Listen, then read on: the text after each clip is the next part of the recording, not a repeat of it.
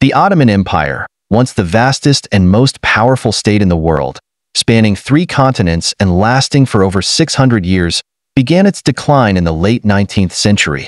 The downfall of the empire was a culmination of internal weaknesses, external pressures, and strategic mistakes made by its leaders. One of the primary internal culprits was Sultan Abdul Hamid II, who ruled from 1876 to 1909. His authoritarian and paranoid regime led to widespread discontent among the population, intellectuals, and military officers. Abdul Hamid's policies, such as censoring the press and suppressing opposition, created an environment of mistrust and resentment. Another key figure contributing to the empire's demise was Enver Pasha, a charismatic but reckless military leader.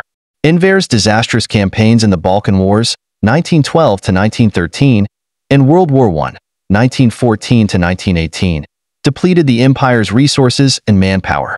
His alliance with Germany and Austria-Hungary during World War I proved catastrophic, as the empire became entangled in a global conflict that would ultimately seal its fate. Meanwhile, external forces were gathering against the Ottoman Empire. The British, French, and Russians had long been seeking to dismantle the empire and expand their own territories. The 1915 Gallipoli campaign, led by British Minister Winston Churchill, aimed to capture Constantinople, modern-day Istanbul, and knock the Ottomans out of the war. Although the campaign failed, it weakened the empire's defenses. The 1916 Sykes-Picot Agreement, secretly negotiated between Britain and France, divided the Ottoman territories into spheres of influence, paving the way for post-war colonialism.